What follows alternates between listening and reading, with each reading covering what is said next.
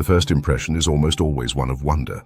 Shimmering blues fade into iridescent greens as shafts of sunlight pierce the ocean's surface, scattering beams that flicker across a sprawling reef like stained glass in motion. The coral world seems frozen in a dream, gardens sculpted by living stone, where every crevice is adorned with textures too precise to be chance, too alien to be mundane. Schools of antheas glide in sync like drifting petals, while parrotfish scrape lazily at coral with beak-like jaws, dusting the water with pale clouds. Butterflyfish trace elegant patterns through anemone forests. It is a realm that seems almost choreographed for tranquility. But beauty here is camouflage and peace, an illusion sustained only by distraction. Just beneath the surface calm, a different reality governs every breath and movement. The coral reef is not a sanctuary, it is a survival grid, a compact war zone where nearly every species plays both predator and prey. Every bright color, every soft ripple of fins is part of a coded game of strategy. Behind the fluid motion and fragile elegance lies an ecosystem built on ambush, deception, and relentless efficiency. A closer look reveals this contrast with alarming clarity. That rock, dusted with algae and speckled with holes, is not a rock at all. It's a stonefish, perfectly still, venomous spines erect beneath the sediment of patience. Just beyond, a moray eel coils in the shadows of a crevice, its mouth opening and closing rhythmically, not out of hunger, but to breathe through gill slits too small for a motionless life. Its yellowed teeth glint in the fractured light, and its eyes remain motionless as a goby passes within range. The strike will come later, when the fish forgets to be afraid. The structure of the reef itself amplifies this deadly dance. Unlike the open ocean, where the chase favors speed and stamina, the reef favors positioning and precision. Visibility is limited by ledges, pillars, and coral thickets. Space is tight. There is nowhere to run far, and everywhere to hide. Predators thrive not by size, but by stealth. Camouflage is currency. Stillness is a weapon. The reef's layout encourages this arms race. Coral formations create narrow corridors, blind corners, and sinkhole-like drop-offs. Every passage is a potential trap. A fish darting between branches of elkhorn coral cannot see the lionfish hovering motionless nearby, its fan-like pectorals outstretched, spines raised. The prey moves toward what it perceives as cover. The lionfish doesn't chase. It lets the chase come to it. The smaller the predator, the more lethal the strategy. A mantis shrimp, just 5 inches long, lurks beneath a rock shelf, antennae twitching. To the untrained eye, it's a mere flicker of movement. But to its intended victim, perhaps a crab that wandered too close, the encounter ends before it registers. The shrimp's strike travels at the speed of a bullet, shattering exoskeletons with a force that would pulverize bone. The reef may look like a haven for the small and delicate, but here, being small often means being armed to the teeth. The daytime reef, with all its colors on full display, seems to hum with life, yet this activity masks a deeper undercurrent of caution. The countless small fish weaving between coral branches aren't playing. They are navigating a map of danger that changes with every hour. Some predators are stationary, like the ambush scorpionfish or the immobile cone snail, which launches venom-tipped harpoons in a fraction of a second. Others patrol slowly, like barracudas whose metallic bodies shimmer in the sun, but whose intentions remain unreadable until the moment they lunge. Even herbivores must be strategic. Grazing parrotfish, with their parrot-like beaks designed to rasp algae off hard coral, make noise that attracts attention. Predators learn this rhythm. They learn which vibrations indicate vulnerability. And so grazing must happen quickly, in bursts, with one eye always scanning the periphery. The illusion of safety in numbers becomes just that, an illusion. A school of fish may scatter in panic, but in doing so, they create confusion. Confusion on this reef is just another weapon, one used by predator and prey alike. Life on the reef is shaped by constraints, territorial, nutritional, spatial. Many creatures here have adapted to survive on the edge of constant competition. Octopuses must shift dens frequently to avoid detection. Groupers compete over small caves like real estate, each one calculating risk versus reward. Space is value. Access to it determines who thrives and who vanishes without a trace. There is no peace, only lulls between attempts to kill or avoid being killed. The most jarring realization, for those who study or film this environment over time, is that there are almost no neutral players. Even the coral, alive, animal, and competitive, engages in slow-motion warfare, extending filaments to burn or starve rival colonies. Nothing here is static. Nothing is truly safe. The reef, for all its beauty, is governed by forces far more violent and mechanical than its appearance would suggest. Yet it is precisely this tension, the paradox of paradise, that sustains the ecosystem. For every ambush predator, there is prey that has evolved split-second escape reflexes. For every venomous assassin, there is an immune species that uses the toxins for its own protection.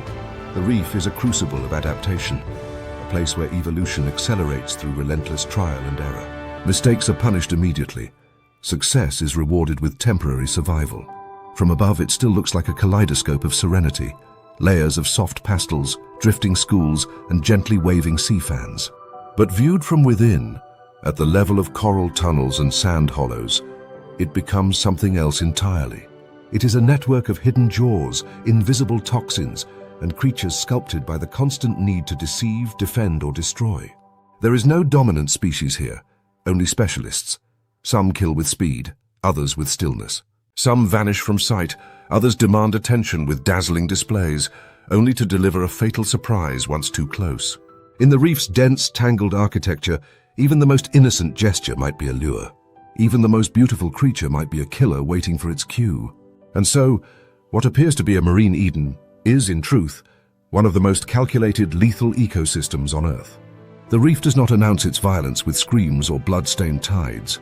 Its battles unfold in silence, in flashes of movement, in split-second betrayals. The illusion is part of the trap.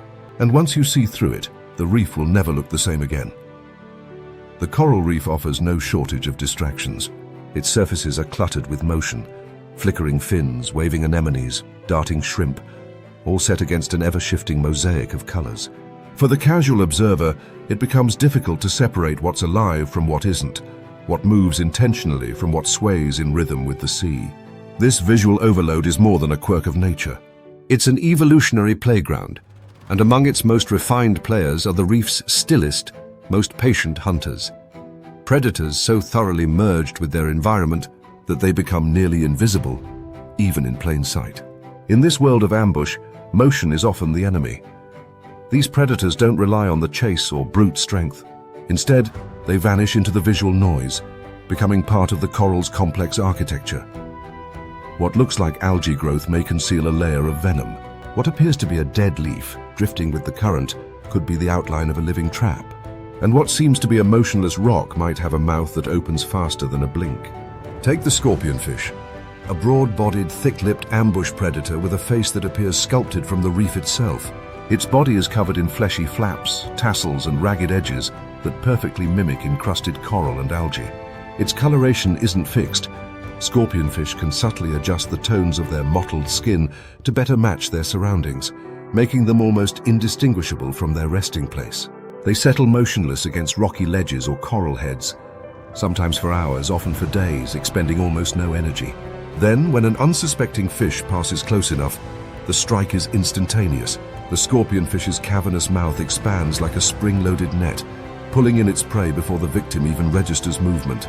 There's no chase, no struggle, just one clean vacuum of death. Many scorpionfish are armed with venomous spines, arranged along their dorsal and pectoral fins. These aren't used to kill prey, they're purely defensive, but deadly all the same. A predator attempting to attack a scorpionfish might be repelled by sudden pain and paralysis. For humans, the sting can induce swelling, fever, or even temporary cardiovascular symptoms. In this way, the scorpionfish doesn't just disappear into the reef. It warns potential threats that discovering it comes at a cost. But among all the coral's masters of deception, the stonefish may be the most formidable. Heavier and more inert than the scorpionfish, the stonefish perfects the illusion of being part of the reef's detritus. Its skin is thick and warty, patterned in dull grays, browns, and whites that mimic aged coral, sediment, and rock. Often half buried in sand or wedged into reef crevices, it appears so convincingly lifeless that other fish sometimes attempt to shelter nearby, unaware of the risk. The stonefish does not move to hunt. It simply opens its mouth, faster than the human eye can track, and creates a negative pressure that pulls prey in whole. Once closed, the jaws seal like a vice, and digestion begins almost immediately. Unlike the scorpionfish, the stonefish's venom is a far more serious matter. It carries some of the most potent venom of any fish on the planet, delivered through thick dorsal spines that erect under pressure. These spines can penetrate boot soles and wetsuits, and in extreme cases, a sting to a human foot can induce nausea, respiratory distress, and without treatment, even death. For its predators, that sting is almost always fatal. The stonefish's toxicity is not simply an accessory, it's a part of its survival strategy, reinforcing the idea that in the reef, the most dangerous creatures are often the ones you never notice until it's too late. There is also the leaf scorpionfish, a more delicate member of the same deadly family. Unlike its bulkier cousins, it adopts the posture and appearance of a drifting leaf, with a laterally compressed body that sways gently with the current. Its fins extend like frayed edges, and its coloration, ranging from ghostly white to crimson, moss green, or even lavender, mirrors the detritus and loose organic matter caught in the coral's crevices. Rather than anchoring to a spot, it prefers to move subtly, just enough to maintain its leaf-like mimicry. Small crustaceans and fish, deceived by the illusion of harmless flotsam, drift close enough to be engulfed. Like the others, its strike is purely suction-based, silent, sudden, and final. What makes these predators especially unnerving is the scale of their success. Many species they prey upon have evolved sophisticated detection mechanisms, including lateral line sensors that detect vibration and subtle water pressure changes. Yet even with this heightened perception, these masters of camouflage frequently succeed. Their appearance doesn't just fool the eye, it fools the body's threat response entirely. The stillness becomes its own signal, not predator, not prey, just background. This manipulation of perception is not random. It is the result of millions of years of evolutionary refinement. Camouflage on the reef is not exclusive to these few species. Many animals employ it to avoid being eaten. But these particular predators turn it into an offensive weapon. By allowing other creatures to come to them, they reduce energy expenditure, avoid unnecessary exposure, and increase their kill rate. They have evolved to let the reef hunt for them. The patterns of coral growth, the direction of the currents, the flow of plankton, and the behavior of schooling fish all factor into where they choose to rest. Some even seek out dead coral patches that match their own body patterns more precisely. The result is not just an ambush, it's an ecosystem-assisted trap. This passive form of predation has another, more profound impact. It shapes behavior across the food web. Prey species must constantly second-guess their environment. Every patch of rubble, every shadow, every oddly shaped coral knob could conceal something deadly. This produces behaviors like skittish swimming, erratic darting, and even communal vigilance, where groups of fish cluster together and rely on collective sensory input to detect danger. The predator's invisibility forces the prey into a constant state of over-awareness. Stress, in this ecosystem, is a daily tax for survival. Though many of these camouflaged predators remain motionless for long periods, they are anything but simple. Their internal physiology is built to exploit the fleeting moment of opportunity. Their eyes, often positioned to give wide fields of view, can track motion without revealing movement themselves. Their muscular control allows sudden bursts of acceleration that seem impossible from such sluggish-looking creatures. And their feeding mechanics, based on rapid mouth expansion and suction, rely on carefully tuned internal pressures, refined to milliseconds. These predators also demonstrate a fascinating boundary between passivity and aggression. Unlike sharks or barracudas, they rarely pursue, and they don't display the theatrical dominance seen in other apex hunters. Yet their lethality is arguably more efficient. The energy they save from not chasing prey is diverted into stealth, venom, and precision. They represent a different kind of apex, one built not on size or speed, but on deception and inevitability. In the broader framework of reef ecology, these assassins in disguise play a stabilizing role. By targeting weak, slow, or unalert individuals, they help regulate population health. Their presence influences spatial distribution, territorial behavior, and even mating strategies of prey species. Their camouflage is not just a personal survival strategy, it's a keystone trait that ripples through the entire reef ecosystem. Viewed from a distance, the reef remains a place of dazzling life and color. But from the vantage of a goby creeping across a coral head or a juvenile snapper foraging near the substrate, the environment is riddled with threats that neither move nor warn. Survival depends not just on speed, but on correctly identifying the silent dangers embedded in the very structure of their world. In this theater of the unseen, It is not the loudest, fastest, or strongest that dominate. It is the stillest, most patient, and most invisible. And though they may never chase, never roar, and never command open water, the camouflaged assassins of the reef are no less lethal. Their mastery lies in remaining part of the background until the exact moment they strike. In the dim corridors of the coral reef, where sunlight fractures and fades among narrow chasms, there are places so tight and shadowed that few creatures dare enter them. These are the eel's domains, elongated tunnels and deep crevices within the reef's limestone skeleton, often no wider than a loaf of bread and winding like veins through a massive living structure. These confined spaces are not a limitation for the predators that reside there. They are a strategic advantage, exploited with meticulous precision by one of the reef's most calculating hunters, the moray eel. The moray is not built like a typical predator. Its body is long and muscular, lacking the scales that armor many of its reef peers. Instead, it is covered in a thick, mucus-coated skin that makes it slick and abrasion-resistant, ideal for navigating narrow rock channels. It does not rely on speed in open water, but rather uses the contours of the reef itself, its crevices, tunnels, and vertical gaps, as a system of natural traps. The eel does not patrol like a shark or hover like a lionfish. It embeds itself in the reef's infrastructure and becomes part of it. Waiting is the eel's most valuable skill. Tucked deep within its lair, often with just its head protruding, it maintains a slow, rhythmic opening and closing of its jaws. This motion is not a threat display, but a necessity. It allows the eel to ventilate its gills since it lacks the active pumping mechanisms seen in other fish. For the untrained observer, the repetitive bite-like motion may look menacing, and perhaps rightly so. Those jaws are not built for show.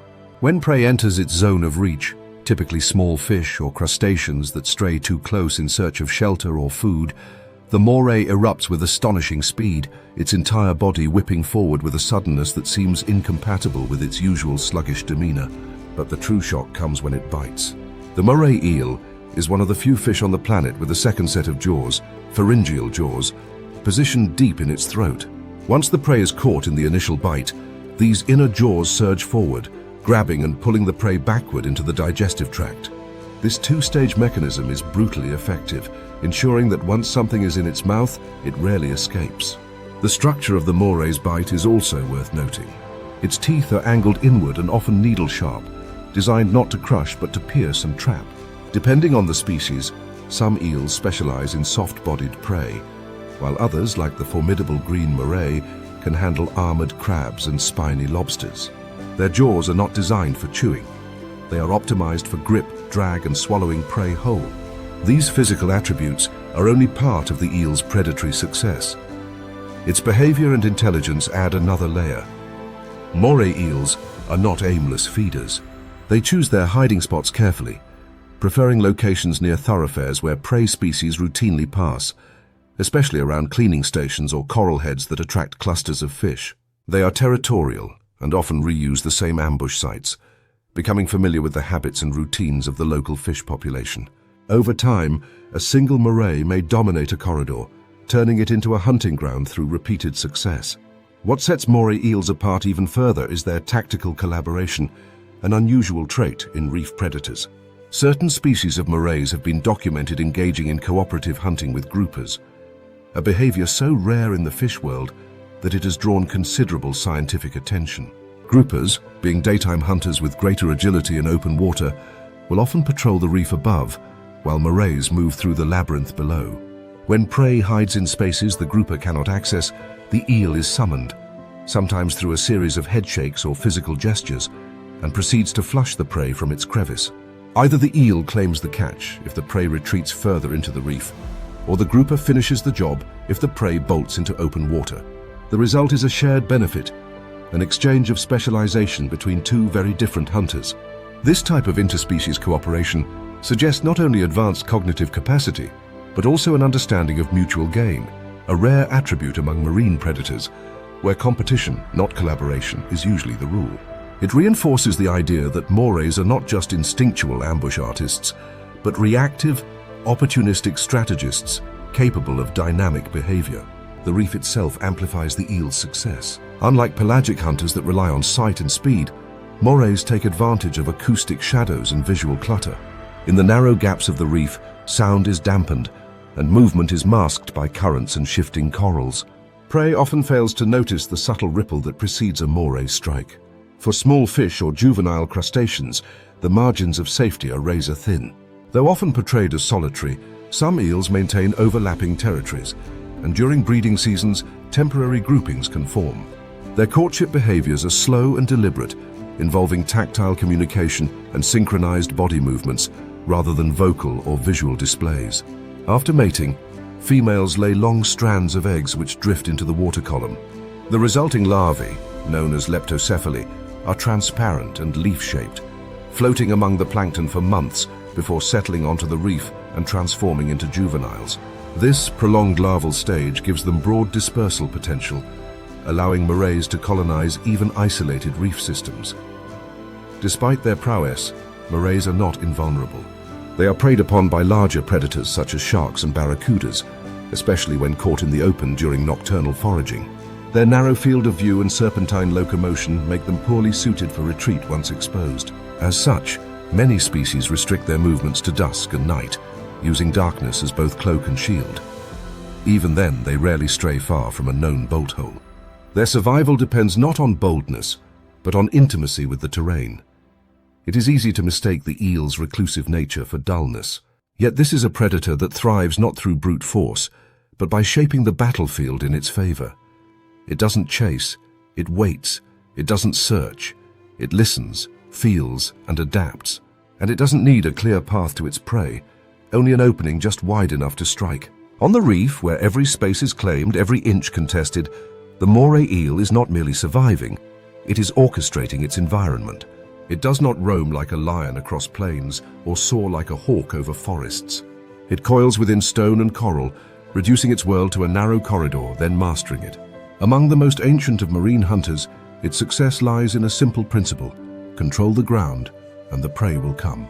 In the quietest corners of the reef, where the only movement is the slow pulse of the tide and the flicker of light refracted through branching coral, something waits. Its jaws are open, not out of hunger but to breathe. It doesn't move until it must, and when it does, there is no second chance.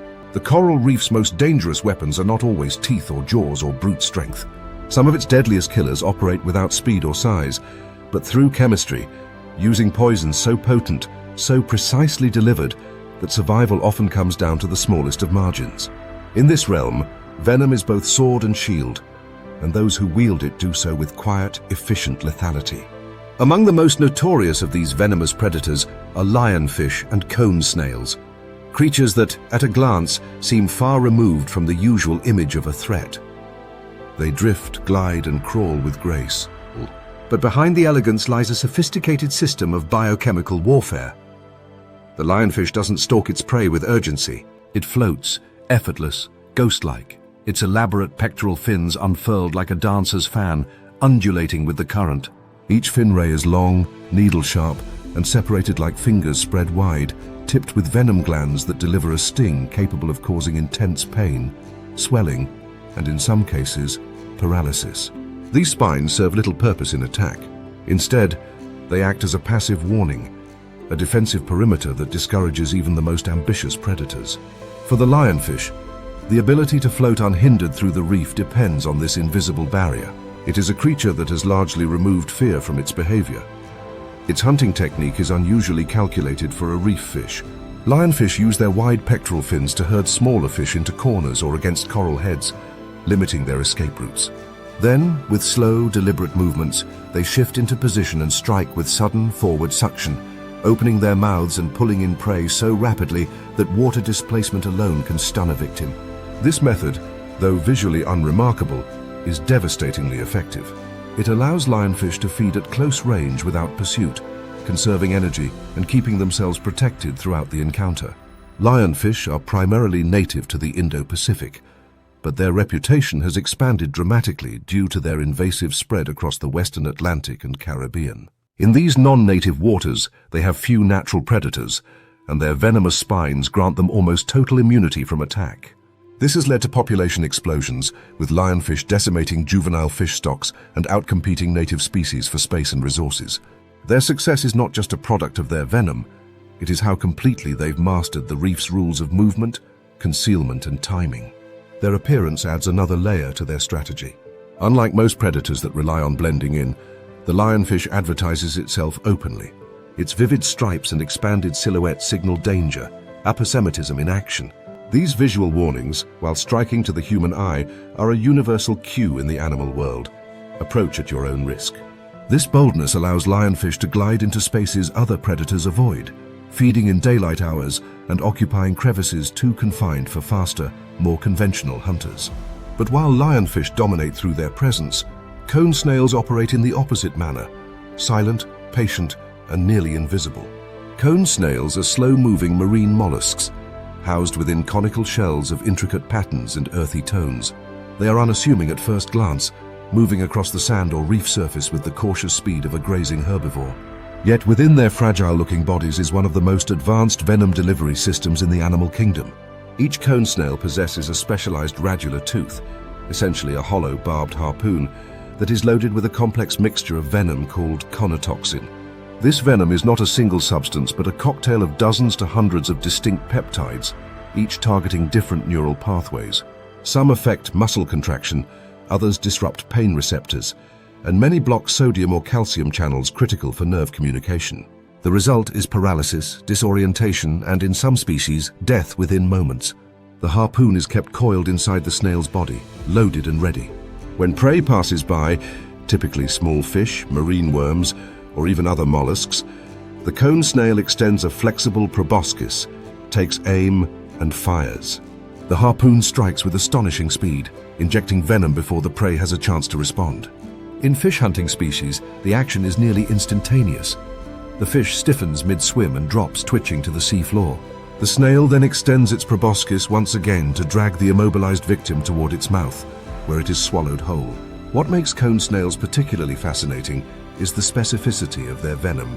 Some species tailor their chemical mix to prey that reacts quickly, ensuring paralysis is fast enough to prevent escape.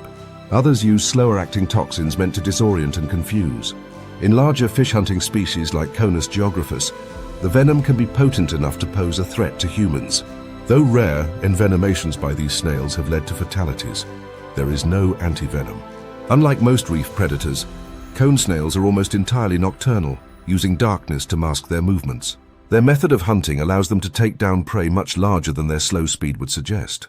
Their evolution has favored complexity over speed, chemistry over muscle. In many ways, they are the reef's ultimate ambush predator, not through stealth alone, but through microscopic engineering. Despite their lethality, both lionfish and cone snails play roles that reflect the reef's delicate balance between offense and defense, exposure and invisibility. Their presence shapes the behavior of the reef community. Fish learn to avoid lionfish shapes and colors. Small creatures avoid contact with moving shells. Even predators like octopuses and groupers show caution when encountering them. The message is clear: not all dangers are loud, fast, or even visible. Venom in these cases is more than a weapon. It is an enabler. It allows lionfish to hold territory others would not risk, and cone snails to feed in niches far beyond what their mobility would allow. And unlike strength or speed, venom scales with elegance. It can be refined, diversified, and precisely delivered. On the reef, this biochemical edge becomes a passport to predatory success. Among the coral heads and sand channels, these venomous hunters don't fight for dominance in the traditional sense. They are not toppling larger predators or competing for brute supremacy. Instead, they thrive by rewriting the terms of engagement. They control space through risk. They command respect through consequence. And they demonstrate that, in the reef's complex theater of life and death, chemistry can be as decisive as claws or teeth. In the quiet corners of the reef, beneath the waving fans and along the sandy floor, something delicate moves. It may glide with grace or crawl with near silence. But if you look too closely, if you forget where you are or misjudge its purpose, the result is swift, clinical, and absolute. Here, the reef's most beautiful killers don't strike with force. They operate with precision, and their touch is toxic. Beneath the polished illusion of peace in the coral reef, territory is everything. Every ledge, burrow, and overhang offers a chance at food, cover, and survival. But space is finite, and in this condensed battleground of marine life, competition doesn't always fall along the predictable lines of predator and prey. Sometimes the most dramatic conflicts occur not between hunter and hunted, but between two predators whose ambitions overlap. In these moments, the coral reef reveals a side that is rawer, more unpredictable, and shaped as much by rivalry as by the chase. The reef may appear vast when viewed from above, but for the animals that live within it, usable space is surprisingly scarce. Predators that rely on ambush need seclusion, hidden corners to lie in wait. Others need unobstructed approaches for their attacks. When these needs intersect in the same place, confrontation becomes inevitable. And unlike open water fights, these collisions unfold in tight quarters between creatures that are often well-armed and well-matched. One of the most unexpected rivalries on the reef takes place between octopuses and mantis shrimp, two species with vastly different anatomies but eerily similar tactics. The octopus, with its soft body and liquid movement, is built for flexibility and concealment. Its intelligence allows it to manipulate its environment with precision, transforming bottle fragments and coral rubble into reinforced dens. But while an octopus prefers solitude, the mantis shrimp is anything but subtle. Equipped with some of the fastest and most forceful appendages in the animal kingdom, it defends its burrow with a territorial ferocity that rivals any predator on the reef. When the two meet over contested ground, the encounter is less a duel than a siege. An octopus attempting to claim a crevice already occupied by a mantis shrimp must assess not just the risk of attack, but the construction of the shrimp's fortress. Mantis shrimp dens are often reinforced with carefully stacked rocks and sand barriers, making it difficult for even the most determined intruder to break through. But octopuses are patient and capable of changing their approach. They may try to smother the burrow with sand or block exits with debris. In some recorded cases, octopuses have even used their own ink to flood mantis shrimp lairs and force the occupant to abandon it. These are not impulsive fights. They are contests of tactics, unfolding over hours or even days, shaped by trial and adaptation. Elsewhere on the reef, lionfish, typically known for their slow, deliberate hunting style, engage in surprisingly aggressive territorial disputes. Though often solitary, lionfish establish hunting zones, patches of reef where prey is plentiful and escape routes are few. When another lionfish encroaches, posturing begins. The two predators flare their fins wide, circle one another with subtle shifts of position, and make calculated lunges. The goal is not always to injure, but to intimidate, to force retreat without having to commit to a damaging strike. But when neither backs down, the result is a clash of venom-laced spines and snapping jaws. These fights are silent, but the energy exchange is palpable. A lionfish that loses such a confrontation may be forced into less productive feeding grounds, lowering its chances of survival and growth. The idea that predators fight for space may seem obvious, but on the reef, these disputes take on a unique dimension because of how critical positioning is to feeding. Many ambush predators, such as scorpionfish and stonefish, rely on specific terrain layouts. A rock ledge that funnels fish into a predictable path is far more valuable than a randomly located boulder. These micro-territories are so important that fights can erupt between species that don't even prey on each other. A moray eel may battle a scorpionfish not to feed on it, but to claim a spot that offers both concealment and proximity to passing prey. Among moray eels, intra-species conflict can be especially intense. While some eels will tolerate neighbors if food is abundant, others are notoriously territorial. A favored crevice can become a stage for prolonged aggression, with resident eels biting and wrestling would-be intruders. Their battles are violent and unceremonious, writhing coils of muscle flailing inside narrow passages, teeth scraping against skin, and tails slamming against coral as they twist and force one another backward. Because they fight in close quarters, these encounters can result in serious injury, and even the victor may emerge with torn fins and bleeding wounds. Still, they fight, because in the dense real estate of the reef, control of a single hole can mean the difference between feeding consistently and starving. Even less conventional predators, such as giant crabs, are drawn into these battles. Crabs are both scavengers and opportunistic hunters, and they often occupy the same nooks sought after by eels or octopuses. Their claws provide formidable defense, and their armored bodies can withstand blows that would maim softer creatures.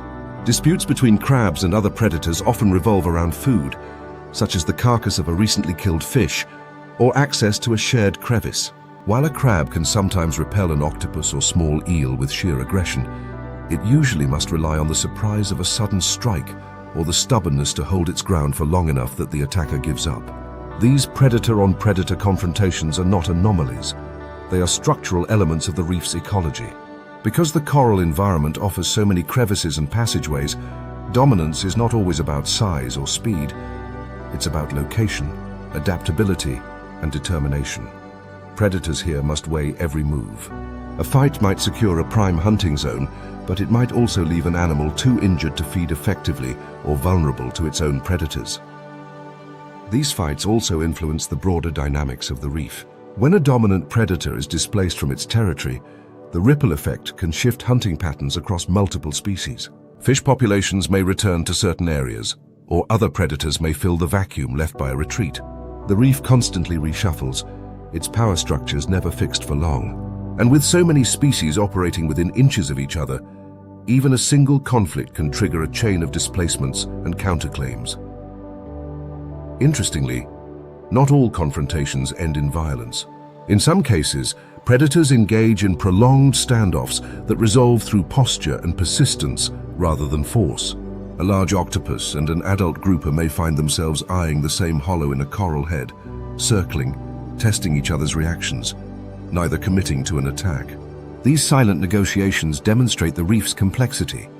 Its predators are not mindless killers, but risk-aware competitors that know the value of a strategic withdrawal. The reef's constant competition forces adaptation. Predators refine not only their hunting skills but their ability to gauge threats, assess opponents, and decide when to fight and when to yield. These behaviors, part instinct, part learning, show how intelligence expresses itself not just through problem-solving, but through the daily calculations of risk versus reward.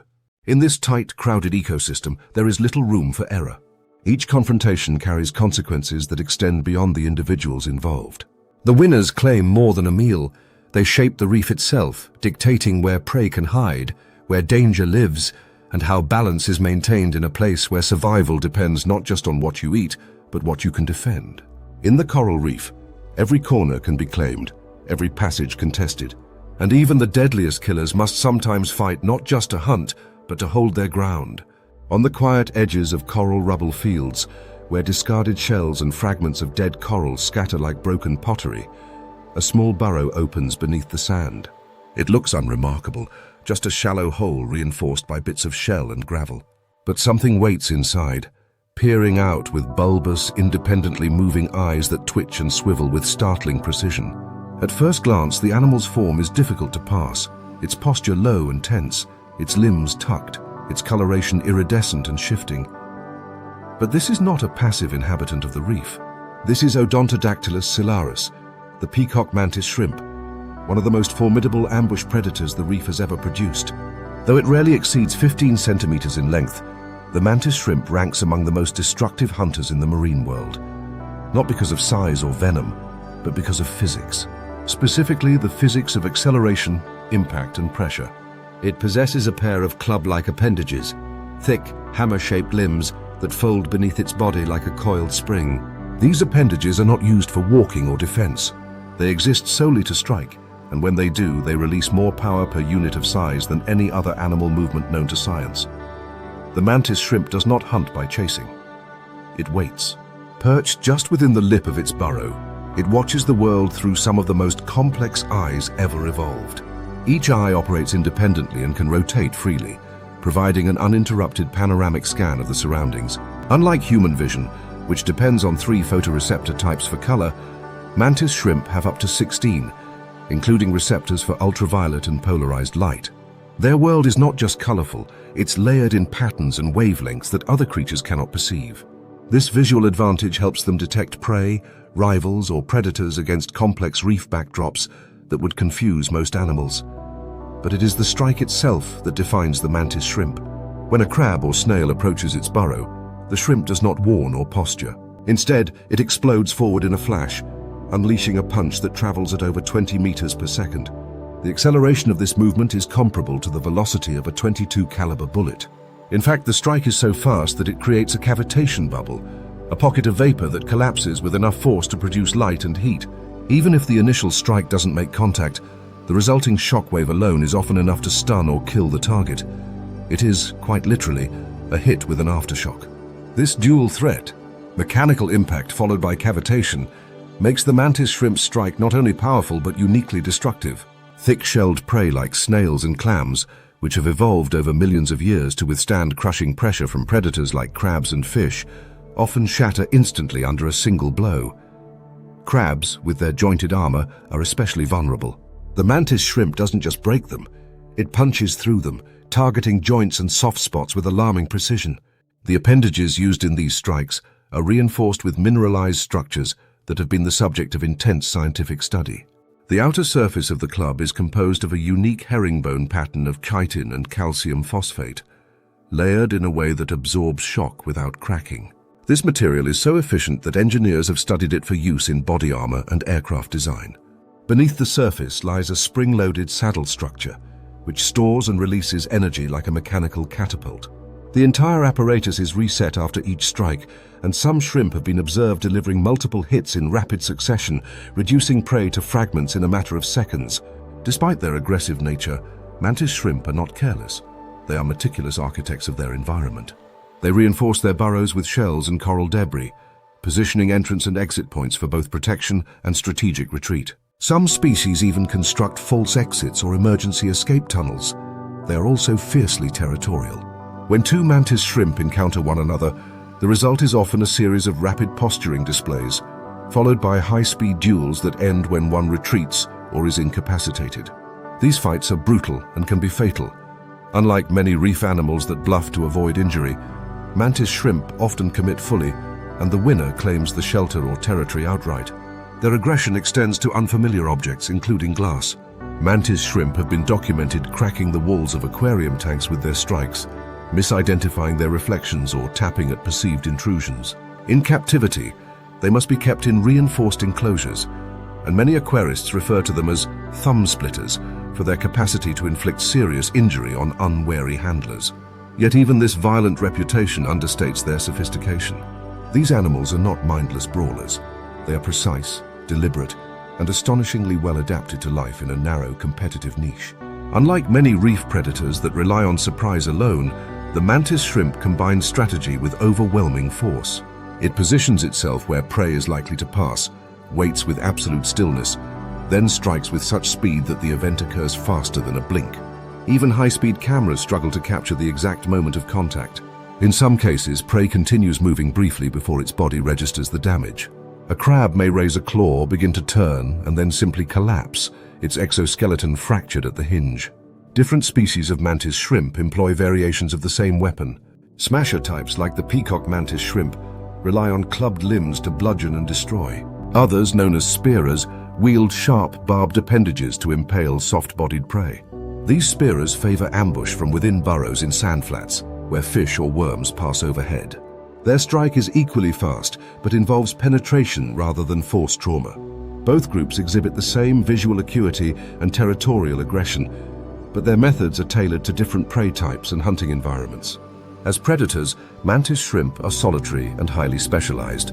They do not scavenge casually or share territory. Their evolutionary trajectory has been shaped not by cooperation, but by the refinement of a singular hunting mechanism.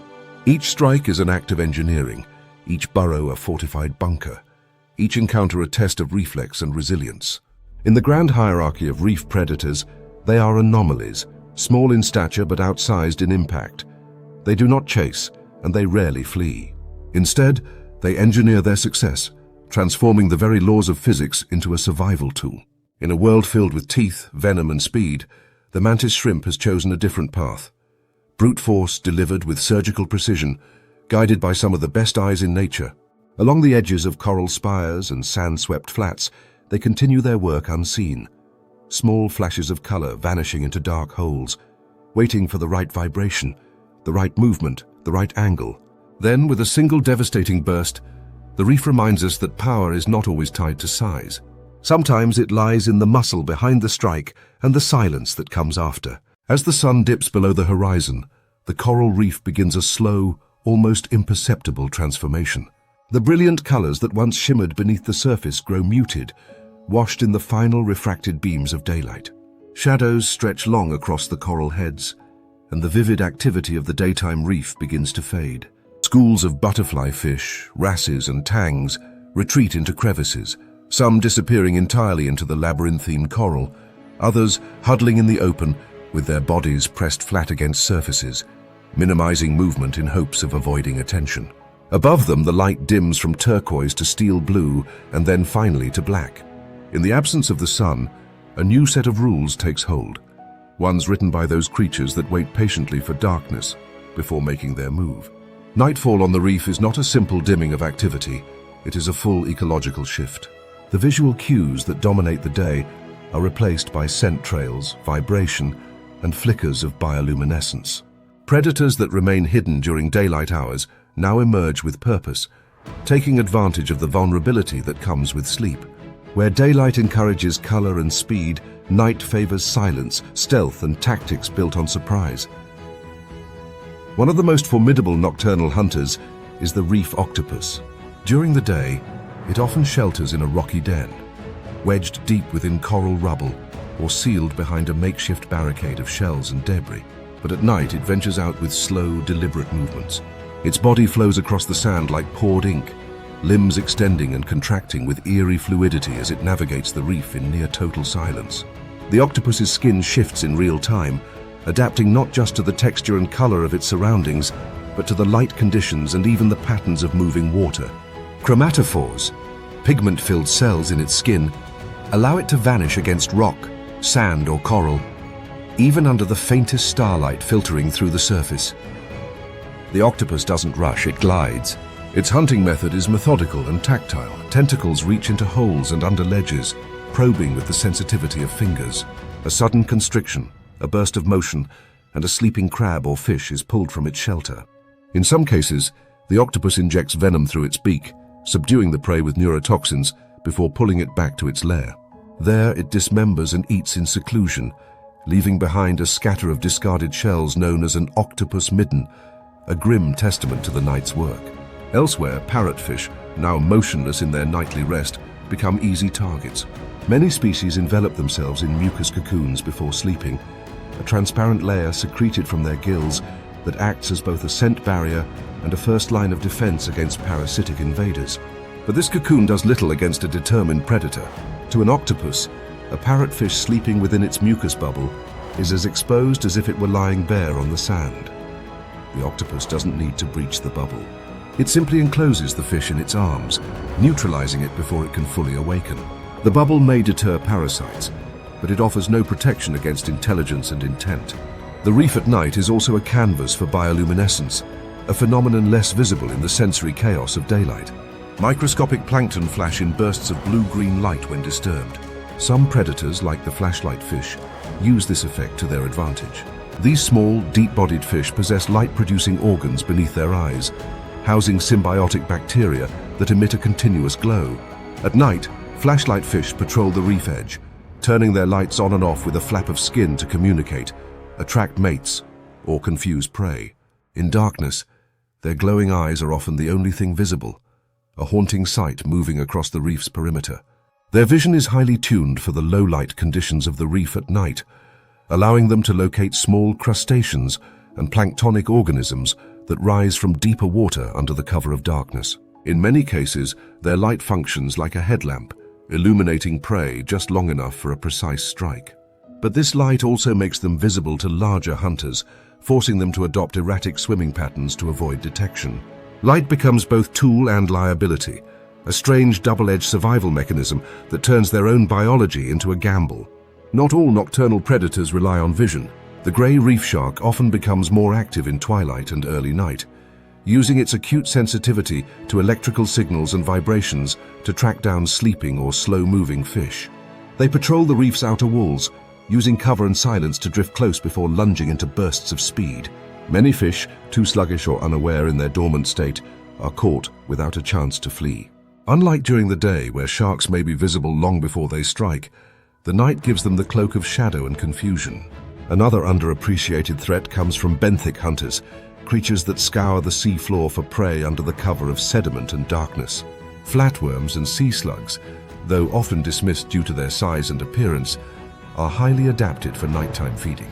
Some use chemosensory cues to locate sleeping anemones or snails, while others deliver paralyzing stings or digestive enzymes to immobilize their prey before consuming it externally. These hunters rely on stillness and patience, dissolving the boundaries between predator and scavenger. Even typically passive animals shift behaviors after dark. Urchins, sea cucumbers, and brittle stars emerge from daytime hiding places, feeding in the open, while larger predators are distracted by more mobile prey. This shift illustrates the reef's constant balance of risk and opportunity, where each hour brings a new configuration of dangers and advantages. What is safe at noon may be suicidal by midnight and vice versa. Perhaps the most haunting quality of the nocturnal reef is its silence. Without the rapid movements and visual noise of daytime activity, the water feels slower, heavier. Movements are cautious, punctuated by sudden flares of violence. Prey does not flee in schools but flinches alone, disappearing in the mouth of an unseen attacker. Predators do not announce their presence, they insinuate it, striking from behind coral branches or through sand that moments ago appeared undisturbed. The reef's terrain amplifies this danger. In darkness, spatial awareness becomes critical. A predator that ventures too far may lose its way back to shelter. A prey animal that overcorrects in flight might collide with an urchin, a wall of fire coral, or another predator entirely. These moments of disorientation and collision are part of the nighttime calculus, a constant reassessment of risk in a habitat where navigation and safety are never guaranteed. Throughout this nightly drama, there is little repetition. Each night brings a new arrangement of actors and outcomes. The octopus that fed successfully last night may find nothing tonight. The sleeping fish that escaped once may not wake again. And the predators themselves remain vulnerable, challenged by rivals, hunted by larger foes, or forced to abandon their territories under threat. As dawn approaches, the light returns slowly, diffused at first, then piercing. The reef begins to reverse its transformation. Nocturnal hunters withdraw, slipping back into holes, dens, and tunnels. Daytime fish emerge cautiously, schools reform, and the vibrant colors resume their prominence. The night's tension dissipates, replaced by the familiar rhythms of daylight. But those who understand the reef know what lies beneath its brightness, a hidden world of silence and shadows, of tactics played in the dark, of predators whose success depends not on speed or strength, but on timing, stillness, and the ability to strike without warning. The ghosts of the night leave no footprints, no trails, and no sound. But their presence is written in the quiet absence of others, in the empty shells, the missing fish, and the shifting sand. Their dominion may be brief, but in those hours of darkness, they rule a reef that becomes something altogether different. Darker, meaner, and shaped by a language spoken only in movement and silence. The coral reef teems with creatures that hide, chase, sting, and strike. But among the most perplexing and sophisticated hunters are those that glide without bones, think without structure, and vanish at will. These are the cephalopods, a lineage of mollusks that abandoned the heavy armor of shells in favor of unmatched intelligence, fluid movement, and predatory innovation. Octopuses, squids, and cuttlefish inhabit this evolutionary niche, each with its own methods of deception and control, yet all sharing an extraordinary mastery of camouflage, body control, and short-range ambush. They are not apex predators in the traditional sense, yet few animals in the ocean can match their creativity or effectiveness. Beneath a ledge of finger coral, a reef octopus rests, flattened against the substrate. At first glance, it is indistinguishable from the mottled rock around it. Its skin mimics not just color but texture, the subtle folds and bumps of algae-covered stone rendered in fine detail. Chromatophores in its skin expand and contract, manipulating pigment with the precision of a painter's brush. Even more striking are the papillae, tiny muscles that change the skin's texture from smooth to spiked in seconds, creating three-dimensional illusions that trick the eyes of both prey and predator. The octopus waits, perfectly still, one arm coiled into the dark of a crevice. A shrimp, oblivious, ventures close. The strike is sudden and silent, an unfurling of arms, a rush of water, and the prey is enveloped, immobilized in a net of suckers before it can react. Octopuses hunt alone. They rely not just on stealth but on planning. In some regions, they've been observed manipulating objects, placing rocks to block entrances to their dens, or carrying coconut shells as mobile shelters. These behaviors suggest not only problem-solving, but an understanding of cause and effect. In the reef environment, this gives them a distinct edge. When confronting prey that flees into tight spaces or uses camouflage, the octopus can adapt its tactics in real time, changing position, reshaping its body to squeeze into impossibly narrow cracks, or releasing a precise cloud of ink to disorient both prey and potential threats. The ink itself is more than a smokescreen. It carries compounds that interfere with smell and taste, masking the octopus's escape and buying time in the critical seconds after detection. In open water just beyond the reef, squid take a different approach.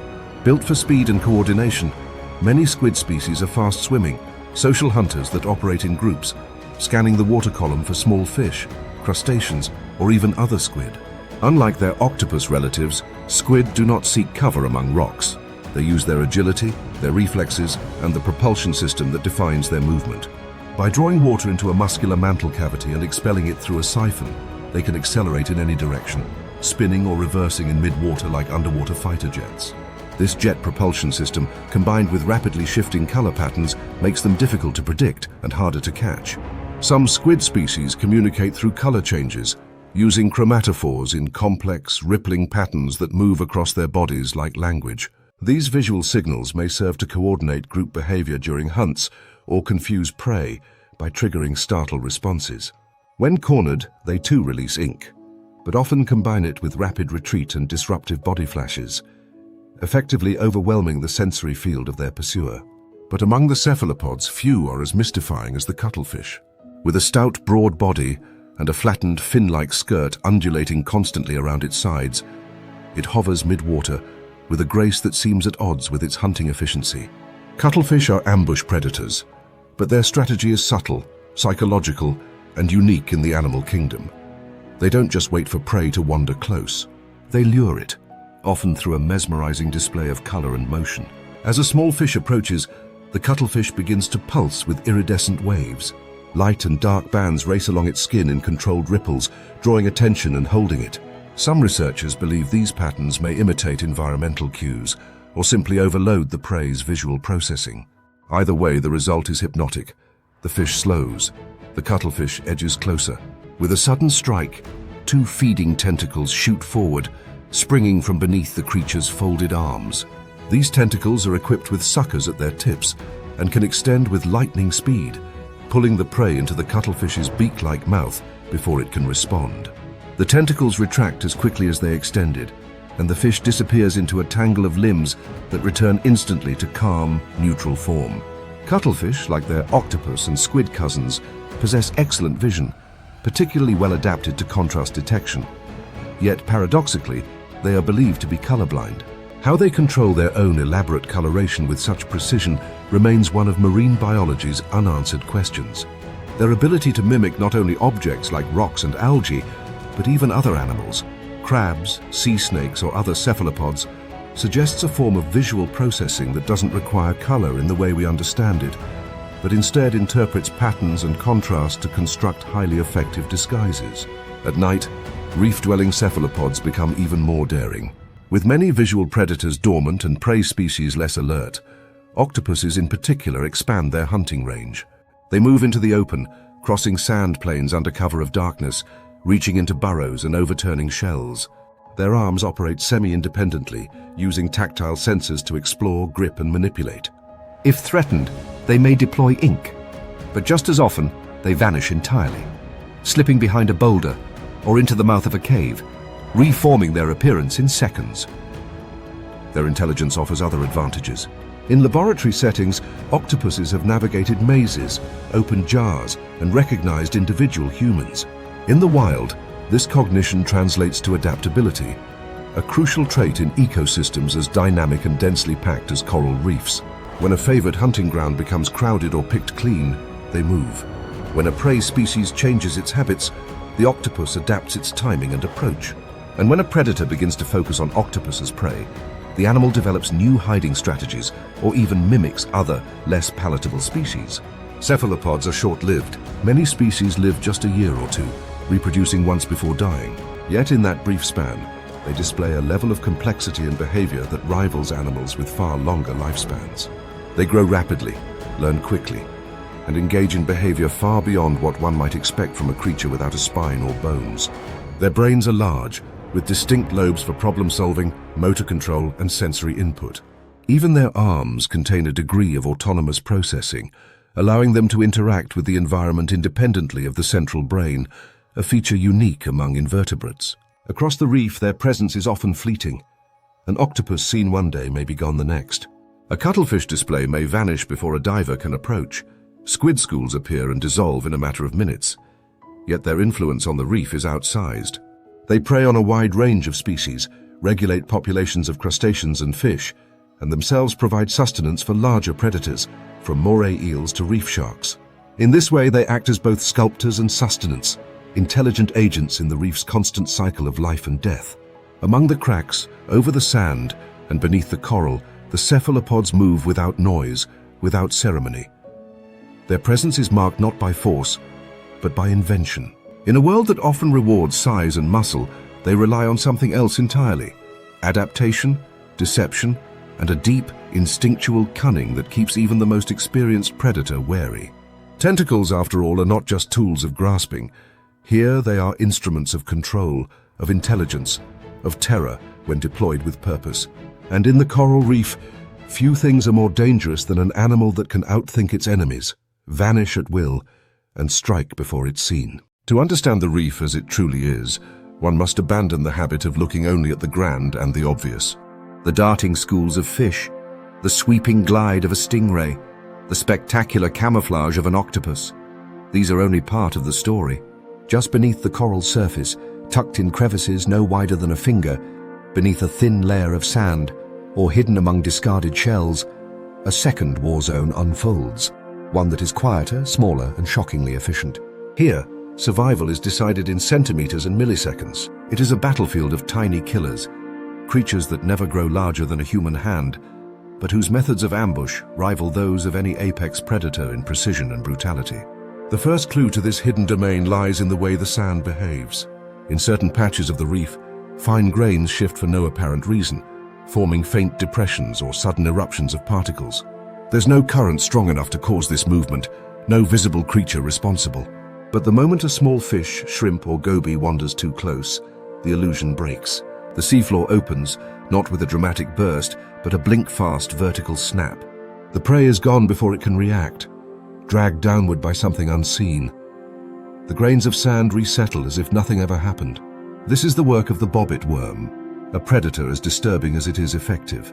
A type of polychaete worm that can exceed 3 meters in length, though rarely seen in its entirety, the bobbit worm buries its entire body beneath the substrate, leaving only a hair-thin trigger of sensory bristles exposed. When that sensor is disturbed by movement or vibration, the worm launches its jaws upward, serrated, scissor-like mandibles capable of snapping through the body of a fish. It doesn't swallow its prey whole. Instead, it pulls it down in stages, using bristles and muscular contractions to subdue it underground, away from other scavengers. The process is fast, violent, and largely invisible. In aquariums, bobbit worms have been known to dismantle entire tanks of fish without being detected for weeks, hiding in rock tunnels and feeding exclusively at night. Further along the reef floor, in the quiet corners where rubble collects, a different kind of predator prepares its ambush. These are ambush crabs, an informal term for a variety of reef-dwelling crustaceans that rely on concealment and patience. Some hide beneath discarded shells or algae-covered stones. Others bury themselves entirely with only their stalked eyes peeking out. They are armed with claws designed not just for feeding, but for sudden, decisive attacks. A shrimp passing by may never notice the crab at all until it finds itself locked in a crushing grip. The claws do not kill quickly. They immobilize, then tear. The crab does not waste time. It starts feeding while its prey still struggles, retreating into cover with its prize to avoid being noticed by larger predators.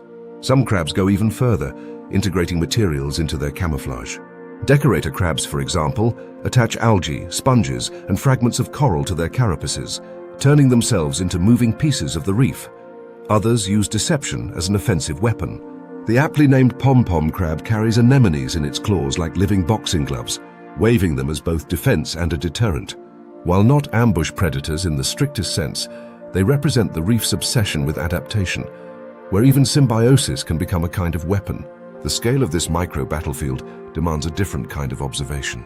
Look closely at any tide pool or shallow reef crevice, and you'll begin to notice subtle shifts in color, texture, and motion that betray hidden killers.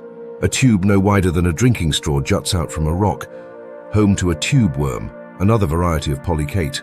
These worms are filter feeders by day, but some species use rapid extension and retraction movements to catch passing detritus or microcrustaceans. They're not hunters in the traditional sense, but they're opportunistic enough to seize anything edible within reach, especially at night when plankton density surges. The element that links all these creatures is timing. Unlike larger predators that may stalk or herd prey, these smaller hunters operate on ambush windows that last fractions of a second. They don't pursue, they wait. Their advantage lies not in strength, but in the ability to remain perfectly still until the exact moment of attack. This tactic allows them to conserve energy while maximizing their chances of a successful kill. The reef's complexity, its terrain of tunnels, overhangs, and porous coral, favors these micro-strategists, providing endless vantage points and dead zones where prey feels safe. But ambush does not guarantee dominance. These small predators are themselves vulnerable. Many fall prey to fish with strong jaws or specialized feeding tools. Triggerfish, for example, have developed techniques for flipping over rubble to expose hiding crabs and urchins, and use jet blasts of water to flush out buried prey. Wrasses and goatfish probe the sand with sensory barbels, rooting out worms and crustaceans hiding just beneath the surface. Even the octopus, already a master of ambush itself, can become the undoing of these smaller killers, feeling its way into crevices and prying apart their hiding places. Still, the micropredators play an indispensable role in reef ecology. By targeting the sick, slow, or inattentive, they maintain the quality of prey populations. Their predation shapes the daily routines of reef organisms, forcing small fish to move cautiously, crustaceans to remain under cover, and mobile prey to adopt erratic movement patterns. Their presence ensures that nothing on the reef can afford to drop its guard, not even for a second. The brutality of these interactions is often lost in the scale. A fish disappearing into the sand doesn't make a splash. A crab's ambush happens in silence. There are no chases, no blood in the water, no dramatic standoffs, but the outcome is no less final. The reef is filled with moments like these, quick flashes of motion that end in stillness, tiny disappearances that rarely make the headlines of nature documentaries, but which account for an enormous portion of the reef's daily predation. Perhaps most remarkable is how little we still understand about many of these micro-killers. Their size, concealment, and cryptic behaviors make them difficult to observe in the wild. Much of what we know comes from hours of motion-triggered camera footage, laboratory studies, and the sudden appearance of half-consumed prey. Yet their impact on the reef's energy flow is massive. They turn the smallest spaces into danger zones. They remind us that survival in the reef is not just about avoiding the sharks and moray eels. It's about staying alert to the grains of sand that shift just a little too quickly, the stone that seems a little too still, the shell that's positioned just a little too perfectly.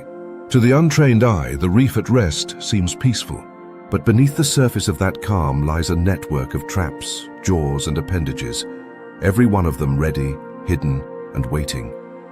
Here, death comes quietly, and often from below. The predators may be small, but their hunger is constant, their ambush is relentless, and their camouflage nearly perfect. This is not a world of giants, but a labyrinth of specialists, masters of patience, deception, and execution. They are the reef's hidden assassins, and in their world, nothing is ever truly safe. In most ecosystems, size often correlates with dominance. The largest, fastest, or strongest animals tend to sit at the top of the food chain, controlling the dynamics below them with brute force or sheer presence. But the coral reef is a different kind of arena. Here, power is not defined by mass, but by mastery of environment, of timing, of strategy. Apex status on the reef is not measured by how loud or how large a predator is, but by how invisible, how precise, and how unpredictable it can be. In this dense mosaic of tunnels, camouflage, and confusion, the idea of what constitutes an apex predator is fundamentally redefined. At first glance, the coral reef appears to be ruled by spectacle. A barracuda's silver flash cuts through the water, a reef shark's silhouette glides across a sandy channel, and moray eels coil like watchful serpents in dark holes. These are the classic predators, impressive, memorable, often feared. But they are also exposed. Their size limits their mobility in tight coral terrain. Their presence, while imposing, is hard to hide. The prey they seek can see them coming, and the reef offers countless escape routes. The real power here lies not with the heavyweights, but with those that can operate unseen. Take, for instance, the peacock mantis shrimp. At just a few inches long, it possesses one of the fastest and most violent strikes in the animal kingdom. With a spring-loaded club, it can shatter the shell of a crab or dismember a fish in milliseconds. The strike generates both a physical impact and a shockwave of collapsing cavitation bubbles, a double punch so extreme it can break aquarium glass. Despite its diminutive size, few reef animals dare approach a mantis shrimp's burrow. It guards its territory with a level of aggression and precision that demands respect. Here in this predator's domain, size is irrelevant. What matters is readiness, aim, and the will to strike first. Just as formidable is the cone snail, barely the size of a human thumb, often overlooked as another harmless mollusk. But its outward appearance masks a weapon of clinical lethality, a barbed, harpoon-like tooth loaded with a cocktail of neurotoxins. Some species can kill within seconds. Their venom targets ion channels in the nervous system, shutting down muscle movement and respiration in their prey. In fish-hunting cone snails, the delivery is swift and decisive. A flash of the proboscis, a flicker of movement, and the prey stiffens mid-swim. It is over before it has begun. The snail then reels in its victim like a fisherman, digesting it in quiet confidence. For a predator that never moves quickly, the outcome of every ambush is strangely assured. No display, no pursuit, just one perfect toxic hit. Even less conspicuous are the bobbit worms, long, segmented polychaetes that remain almost entirely hidden beneath the sand. A light brush of movement is all it takes for them to explode upward with jaws capable of slicing small fish in half. Entire hunting events unfold in less than a second. They take without warning from beneath the feet of other predators, rewriting the basic assumptions of where danger lies. To swim inches above the seabed may seem safe, but here it is anything but. What these small predators share is an understanding, if not conscious, then evolutionary, of how the reef works. The terrain is cluttered, the visibility poor, and the risks constant. Being fast is helpful, but only in bursts. Being strong matters, but not when you can't get close to your target. What works best in this environment is stealth, anticipation, and the ability to remain unnoticed until the exact moment of attack. These creatures don't command attention, they avoid it, waiting for the one moment where control can be exerted with surgical force. Many of them use camouflage, but not just for hiding from predators. They use it offensively, deceiving prey into believing a space is unoccupied or a movement is harmless. Scorpionfish and stonefish, for example, blend so seamlessly into the reef that passing fish mistake them for part of the landscape. A single vacuum-like gulp and the illusion becomes reality. These predators rarely move, and yet they feed effectively and consistently. Their strategy is not to dominate, but to disappear. And in doing so, they command lethal control over their micro-territory. Meanwhile, animals traditionally classified as prey often demonstrate apex behaviors when viewed at the right scale. Some shrimp species coordinate hunts or maintain complex burrow networks with sentry systems. Small crabs have been observed stealing kills from larger predators or engaging in territorial fights with a ferocity that suggests they have no idea they're considered lesser. Tiny nudibranchs and flatworms produce toxins in their bodies or borrow venom from their prey, becoming chemically armed walking traps. Even their colors, bright, almost absurdly flamboyant, are not for show. They warn would-be predators that attacking them carries a cost. The reef is filled with these reversals, prey that poisons, hunters that hide, and ambushes that come from places no predator could expect. In this world, beauty is often misleading. Brightly colored animals may seem inviting or decorative to human eyes, but on the reef, such coloration often means danger. It's a language of warning, one honed over millennia. A clownish fish with electric blue stripes might be hosting a field of venomous spines. A soft-looking snail may be loaded with paralytic venom. A feather-like fan emerging from the sand could actually be the sensory array of a hidden predator waiting to strike the next unwary swimmer. And while these animals are small in scale, their impact on the ecosystem is massive. They shape the behavior of others through their presence. They force prey species to evolve faster reflexes, better camouflage, or new patterns of movement. They affect where fish gather, how coral colonies grow, and what kinds of interactions are possible between species. In some reef systems, the presence of a single small predator, like a mantis shrimp or a particularly aggressive crab, can alter the behavior of dozens of other species, not by consuming them in vast numbers, but by changing the geography of fear. The coral reef is often described as Earth's most vibrant ecosystem, but its beauty is not peaceful. It is competitive, deceptive, and constantly in flux. The roles of predator and prey shift by the hour, by the inch, by the outcome of a single surprise attack. There are no guarantees here, no true safe zones. Every movement is calculated against the risks of being seen, being hunted, or being hunted back. And it is in this endless recalibration that the smallest predators have found their power. In this environment, apex status isn't claimed through force, it's earned through refinement, through efficiency, through an understanding that in the reef's close-quarters labyrinth, what matters most is not how big you are, but how well you play the game. A 4-inch shrimp can rule its domain. A venomous snail can halt a fish 10 times its size. A perfectly still fish, camouflaged into coral, can strike down a swarm with no sound, no chase, no struggle. Here, the kill zone is not about dominance, it's about execution. So, while the open ocean may still belong to the sharks and the whales, the coral reef tells a different story. It is a story written in milliseconds, measured in millimeters, and told through creatures so small they are often missed by the human eye. But they are not overlooked by the reef. In the tightly packed geometry of coral spires and sandy funnels, they are the quiet authorities, the ones who understand that the sharpest weapon isn't always the biggest jaw, but the ability to vanish and strike before being seen at all. In this world, the apex is miniature, but its influence looms large over every inch of the reef.